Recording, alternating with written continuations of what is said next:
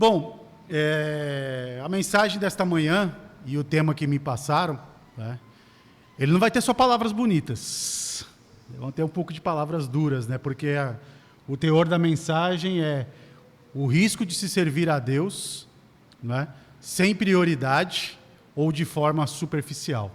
Então vocês já imaginam que essa mensagem, é claro que ela tem, né, coisas boas, porque a mensagem de Deus jamais pode ter coisas ruins, né? Ela sempre tem boas. Mas é uma mensagem de alerta, né? Porque quando você fala do risco de servir a Deus de forma superficial, né, ou sem prioridade, já dá para imaginar que é uma mensagem de alerta, né? E a nossa mensagem, né, a mensagem de Deus está baseada lá em Apocalipse, capítulo 3, versículos de 14 a 22. Apocalipse, capítulo 3, versículos de 14 a 22. Para quem não está familiarizado, são no capítulo 2 e capítulo 3 do livro de Apocalipse, tem a carta às 7 igrejas, as 7 igrejas da Ásia, que já foi estudado aqui, né? Não lembro se foi o Adalto que deu esse estudo, mas já foi dado aqui esse estudo sobre as 7 igrejas da Ásia, né? E essas cartas, então, elas deixam claro duas coisas importantes, né? Primeiro, o Senhor conhece as obras. Então, o Senhor conhece, desde antes de se fazer, o que está sendo feito, né?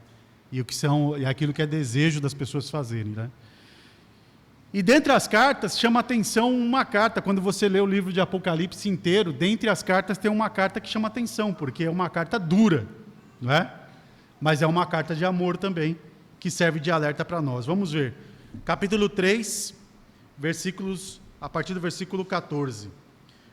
Ao anjo da igreja lá de Laodiceia escreve: estas coisas diz o Amém, a testemunha fiel e verdadeira, o princípio da criação de Deus. Conheço as tuas obras, e que nem és frio, nem quente, que dera fosses frio ou quente. Assim, porque és morno, e nem és quente nem frio, estou a ponto de vomitar-te da minha boca. Pois dizem: estou rico e abastado, e não preciso de coisa alguma, e nem sabes que tu és infeliz. Sim, miserável, pobre e cego é tu, e nu. Aconselho-te que de mim compres ouro refinado, pelo fogo para te enriqueceres, vestiduras brancas para te vestirdes, a fim de que não seja manifesta a vergonha da tua nudez, e colírio para ungires os olhos, a fim de que vejas. Eu repreendo e disciplino os quanto eu os amo. Se, pois, és zeloso, e arrepende-te. Eis que estou à porta e bato, e alguém ouvir a minha voz e abrir a porta, entrarei na sua casa e cearei com ele e ele comigo. Ao vencedor, dar-lhe-ei a sentar-se comigo no meu trono, assim como também eu venci e me sentei com meu Pai em seu trono. Quem tem ouvidos, ouça o que o Espírito diz às igrejas. Vamos orar. Maravilhoso Deus, querido Pai, Pai de amor, nós nos colocamos a teus pés, Pai, para que o Senhor nos ajude na condução da tua palavra, Pai. Somos apenas instrumentos nas tuas mãos e te pedimos, Pai, a tua ajuda para que tudo que seja dito seja para a honra e glória do teu nome e seja compreendido, Pai. Nós te agradecemos por a tua mensagem de amor e alerta e sabemos, Pai, que o Senhor repreende aqueles que o Senhor ama, Pai. E nós te agradecemos por isso. Te pedimos perdão pelos nossos pecados e te pedimos que o Senhor nos ajude, Pai, e nos abençoe para que a sua mensagem penetre em nossos corações, Pai. Nós te agradecemos e te pedimos, em nome do teu Filho amado Jesus. Amém. Então, o livro de Apocalipse, a maioria das pessoas aí fora, quando falam no livro de Apocalipse, elas pensam em quê? Numa mensagem de destruição, né? É a mensagem que avisa o que vai acontecer com a humanidade, né? E aí aparece os mais malucos que você possa imaginar, dizendo que a Terra vai acabar amanhã, que vai acabar hoje, que vai acabar depois, que vai acabar daqui uma semana, é em 2022, é em março, é em maio, é calendário maia, é calendário de não sei quem, não, porque foi o egípcio, é as pirâmides e tudo. E as datas passam e o mundo não acaba, né? E é lógico que a gente sabe por que não vai acabar, todo cristão deve saber. Porque se Jesus falou que ninguém sabe o dia e a hora, como é que alguém vai adivinhar? Não tem sentido. Tem sentido ninguém adivinhar. Agora, uma certeza nós temos. Né? A tendência é só piorar o mundo aí fora, né? Por que a tendência é só piorar? Porque cada vez mais se vira as costas para Deus. E quanto mais se vira as costas para Deus, o que acontece com o mundo? Ele piora. E isso já aconteceu na antiguidade. Quando Noé viveu e veio o dilúvio, o que o mundo tinha acontecido? Piorou de tal forma que nem Deus aguentou. E a maravilha, né? Para aqueles que desejam viver no passado, a maravilha de se nós vivermos agora é que a misericórdia dele já existe. Porque se não existisse, já imaginou como que iria acontecer? Ele falou que não vai destruir mais com dilúvio, mas também não vai ser com uma coisa boa. Não é? Então, a gente tem que pensar, vigiar e orar, porque a gente não sabe nem o dia nem a hora, mas virá como um ladrão. Se todo mundo soubesse como um ladrão viria, com certeza não seria assaltado, né? Essa aqui é a verdade. Mas a gente não sabe. Por mais que você fique alerta, nunca se sabe de onde vem. Então, o livro de Apocalipse, ele não é uma mensagem de destruição ou dos fins dos dias. O livro de Apocalipse, assim como toda a Bíblia, e nós sabemos que se você ler toda a Bíblia profundamente, o que é que você vai achar? Uma mensagem de amor. Amor pela humanidade. Você pode ler a Bíblia inteira, e assim como a Bíblia inteira, o livro de Apocalipse é uma mensagem de amor. É claro que tem várias coisas, né, que você olha assim e fala, nossa, vai ser duro, hein? Mas é uma mensagem de amor. Não é? Porque só quem ama alerta, só quem ama avisa. Nós que somos pais, ou quem ainda pretende ser, ou quem não é ainda, mas deve ter sobrinho, ninguém jamais vai deixar, né, a criança fazer alguma coisa que sabe que vai machucar. Ninguém quer isso, né? E ninguém vai deixar fazer. Por quê? Porque você ama. Então, por mais que uma criança não goste, você não vai deixar ela fazer, mesmo que ela fique emburrada. Por quê? Porque vai fazer mal. E por que você faz isso? Porque você ama. E é a mesma coisa com Deus. Então, às vezes a gente pode ficar emburrado, pode ficar triste, pode ficar nervoso, mas lembre-se que Deus também é pai. E Ele ama seus filhos. Ele não vai deixar você simplesmente tropeçar. Então, se Ele puder te avisar, e Ele quer avisar, a mensagem na Bíblia é essa. Ele vai avisar. Né? Então, a Bíblia contém, não é só uma mensagem, né, de coisas ruins que aconteceram, mas é uma mensagem de amor, profundamente, né?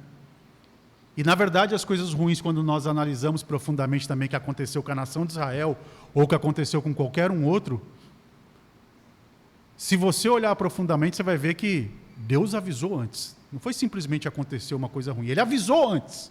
Não faça isso, não faça aquilo, porque vai dar ruim.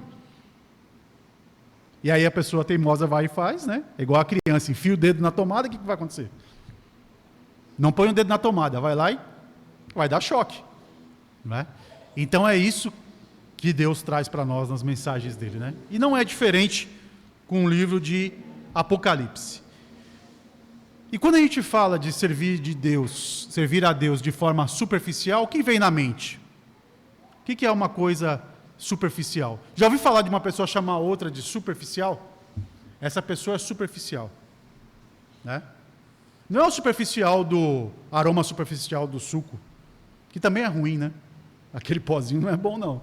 Não é aconselhável você tomar aquele pozinho todo dia. Mas o superficial quer dizer que é uma pessoa que ela não tem profundidade, ela não tem raízes, ela não tem um sim ou não. Fica em cima do muro. Isso é ser superficial. Né? Você sempre está ali, uma hora está sim, outra hora está não, outra hora está em cima do muro. E o que Deus falou para a igreja de Laodiceia aqui? Era melhor que fosse quente ou frio, porque morno não dá. Não dá para ficar morno. Não dá para ser superficial. Ou você serve a Deus direito ou você não serve. Lembra que Jesus falou o perigo de servir dois senhores? Você vai desagradar um. Não tem como servir dois senhores. Alguém você vai desagradar. Então é a mesma coisa que Apocalipse lembra aqui para a igreja de Laodiceia. Se Deus falou que está a ponto de vomitá-los da boca, é porque eles não estavam agradando o Senhor, eles estavam agradando outro Senhor. E a gente sabe quem é esse outro Senhor, né? Quando você não agrada a Deus, você está agradando quem? O mundo? Não é? Então, o livro de Apocalipse deixa claro que não dá para nós sermos cristãos superficiais. Não dá para servir a Deus de forma superficial. Não dá para servir a Deus de forma morna. Ou é quente, ou é frio. Ou você faz, ou não faz. Para Deus é sim, sim, não, não. Não existe, mas eu pensei em fazer.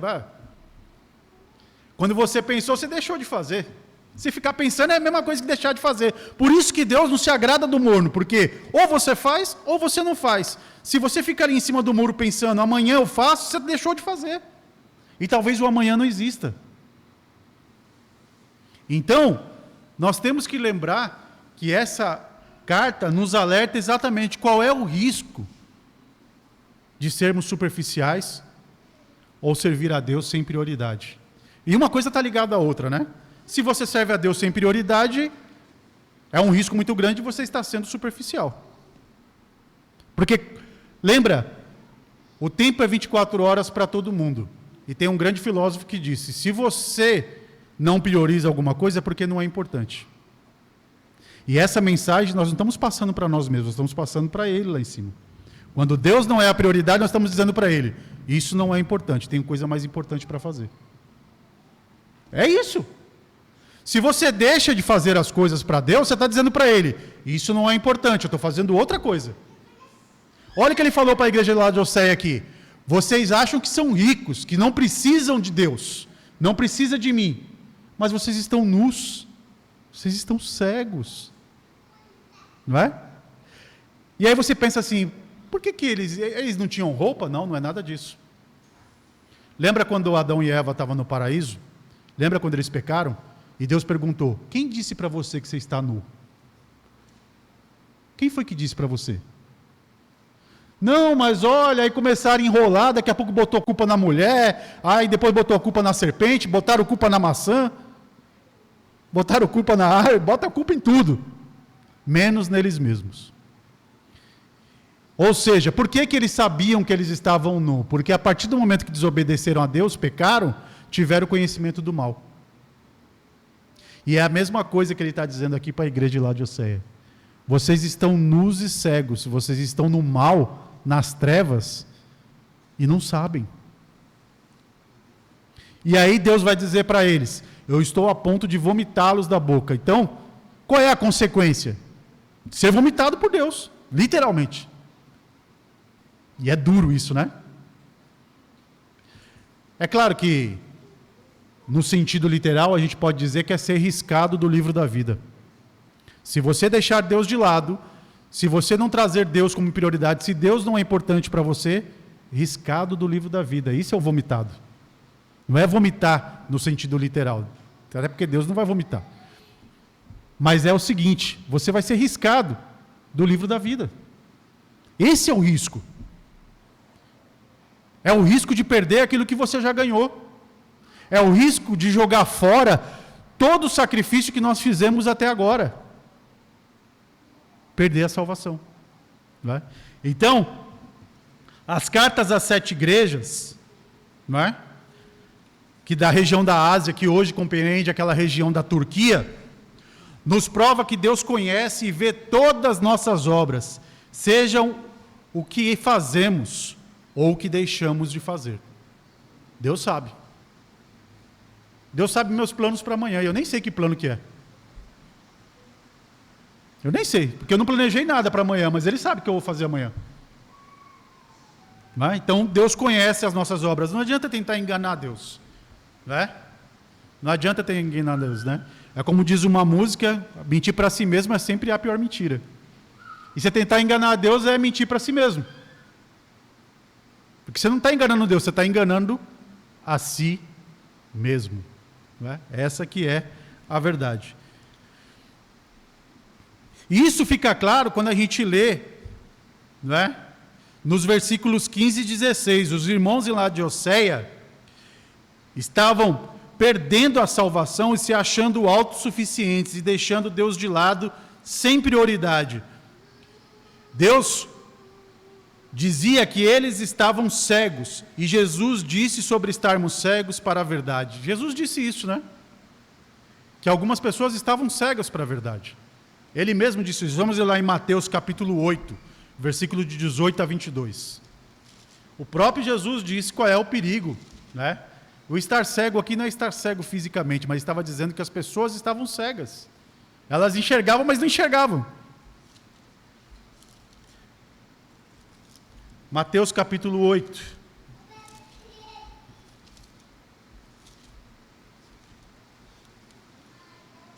Versículos de 18 a 22, e diz assim: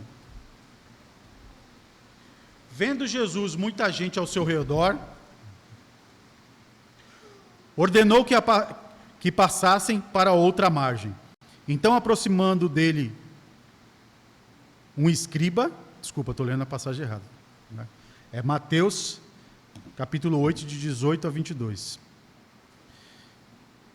Então, aproximando dele um escriba, disse: Mestre, seguir-te-ei para onde que fores.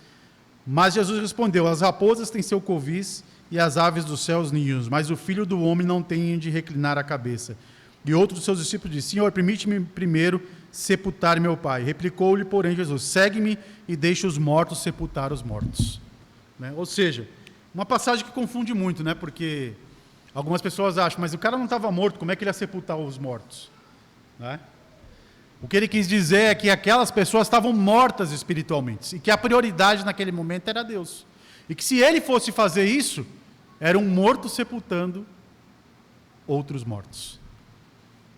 Então, ou seja, as pessoas estavam cegas e Jesus estava alertando para elas: vocês precisam abrir os olhos e o coração para a verdade. Vocês precisam enxergar.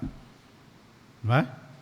E esse alerta que ele faz para a igreja de Laodiceia e faz para nós hoje. Mateus capítulo 15, versículo de 1 a 13.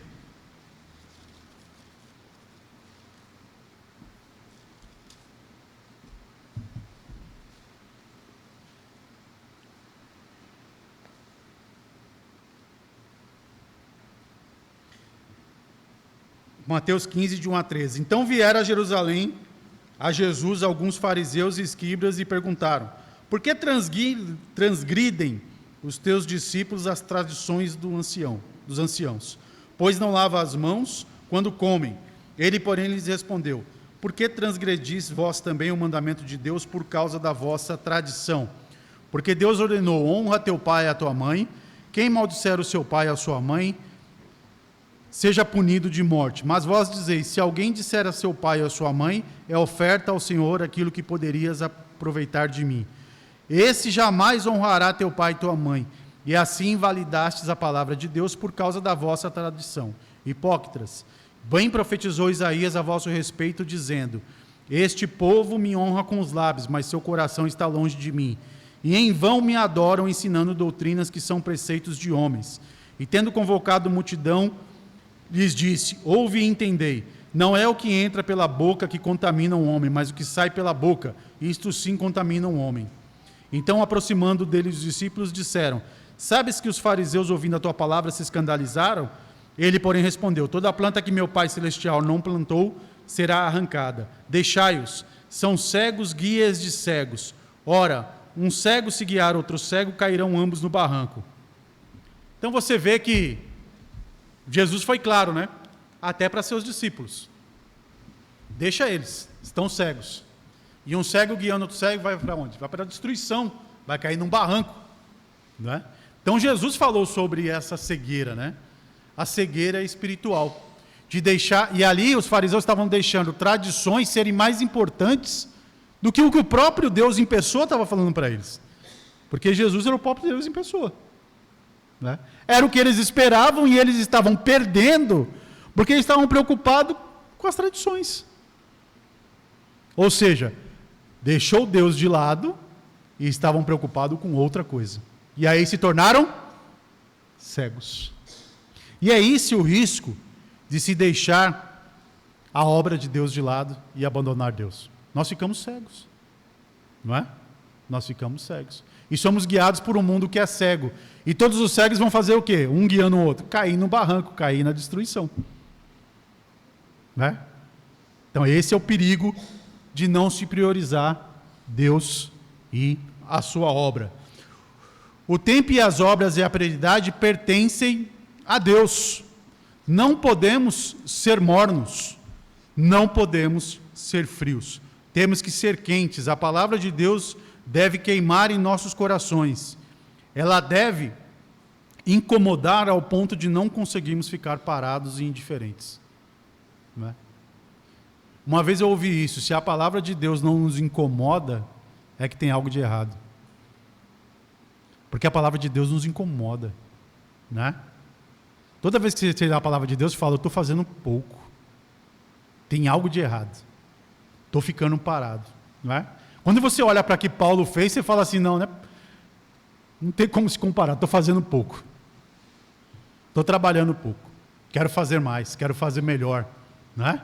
Então a palavra de Deus nos incomoda, ela nos manda agir. E enquanto ela está fazendo isso, agradeça a Deus, porque ela está fazendo diferença em nós. Ainda está ardendo em nossos corações. Assim como aqueles dois irmãos no caminho de Emaús, lembra? Jesus ainda não se revelando para eles, estava andando com eles, e depois que Jesus vai embora, você não lembra que quando ele estava falando, ardia o nosso coração? É isso que a palavra de Deus tem que fazer com a gente. Ela tem que arder em nosso coração. Ela tem que fazer a gente ser diferente. Ela tem que fazer a gente se mover, querer fazer mais, trabalhar, priorizar. Não é? Então, quando a gente olha para a palavra de Deus, ela tem que fazer isso, ela tem que nos botar em movimento. Porque se a gente fizer isso, quando Jesus bater na porta, a gente vai ouvir. Não é? Você viu o que ele falou: eis que bato a porta. Então, por que ele estava falando eis que bate a porta? Ele estava batendo lá para a igreja de Laodiceia, ele estava esperando que eles abrissem a porta para a verdade. E Jesus faz isso todos os dias com a nossa vida, ele está batendo na nossa porta, na porta do coração. Todo dia ele está lá batendo, para ver se você atende ele, para ver se eu atendo ele. E é isso que nós precisamos fazer. Lembre-se que matar o tempo não ressuscita, né? Já viu o tempo ressuscitar? Não, né? Você mata o tempo, ele morre de verdade. Não é? E voltar no tempo, só de volta para o futuro.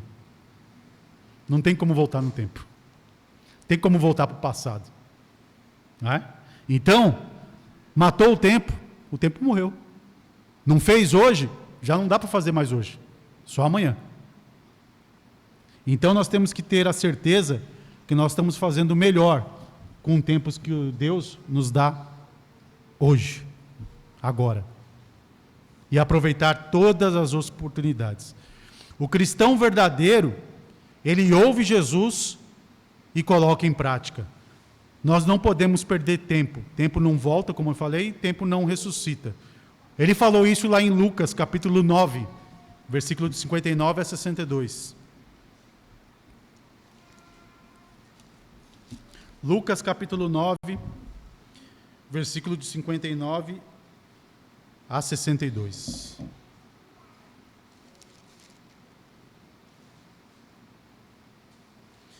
A outro disse Jesus: segue-me. Ele, porém, respondeu: permite-me ir primeiro sepultar o meu pai. Mas Jesus insistiu: deixa os mortos sepultar os seus próprios mortos. Tu, porém, vai e prega o reino de Deus. Outro disse: seguir-te-ei, Senhor, mas deixa-me primeiro despedir dos da minha casa. Mas Jesus replicou: ninguém que, sendo posto a mão no arado, olha para trás, é apto para o reino de Deus. Não é à toa que Jesus disse que ele veio para separar famílias. Não é separar, não confunda, não é separar casamento, não é nada disso. Mas a família biológica, muitas das vezes, não tem a mesma fé que você. E por isso que Jesus disse: o preço a se pagar é esse. Às vezes você vai ter que priorizar mais Deus do que a sua família biológica. Não é? É claro que você não vai deixar a sua família biológica na mão. Mas entre escolher Deus e escolher outra coisa, primeiro você escolhe Deus, depois as outras coisas vêm. Não é? Essa que é a verdade. Então, primeiro Deus. E é isso que nós devemos fazer. Priorize Deus seja diligente com a obra dele, vigie e ore, trabalhe e estude a palavra, coloque Deus em primeiro lugar e Deus te colocará no livro da vida. Né? Essa que é a verdade. Então o risco de ser superficial e não dar prioridade para Deus é este. É você ter seu nome riscado no livro da vida. Nós fomos colocados lá no dia que fomos batizados. Mas é possível ter o nome riscado? É. É só virar as costas para Deus novamente. Né? A maravilha é que Ele perdoa. Mas e se você virar as costas e não tiver tempo do perdão? Né? E se você virar as costas e morrer 5 minutos depois, como é que fica? A gente não sabe. Por isso que é um risco muito, muito grande. E é um preço muito alto a se pagar. Para nós encerrarmos, eu vou ler um texto que não tenho certeza de quem é o autor, mas que fala sobre prioridade. Dê sempre o melhor, e o melhor virá. Às vezes as pessoas são egocêntricas, ilógicas, insensatas. Perdoe-as a si mesmo. Se você é gentil, as pessoas podem acusá-lo de ser egoísta e interesseiro. Seja gentil a si mesmo. Se você é um vencedor, terá alguns falsos amigos e alguns inimigos verdadeiros. Vença a si mesmo. Se você é honesto e franco, as pessoas podem enganá-lo. Seja honesto e franco a si mesmo. O que você levou anos para construir, alguém pode destruir de uma hora para outra. Construa a si mesmo. Se você tem paz e é feliz, as pessoas podem sentir inveja. Seja feliz a si mesmo. O bem que você faz hoje pode ser esquecido amanhã. Faça o bem a si mesmo. Dê ao mundo o melhor de você, mas isso pode nunca ser o bastante. Dê o melhor de você a si mesmo. E veja que você, no final das contas, responde para Deus e não para as pessoas. Então é sempre entre você e o Deus. Então dê o melhor sempre, e não importa o que os outros digam. Tenha Deus como prioridade, porque no final, e aqui no final, quando eu falo, é no final mesmo, só vai ter nós e Deus, mais ninguém. Amém? Que Deus nos abençoe.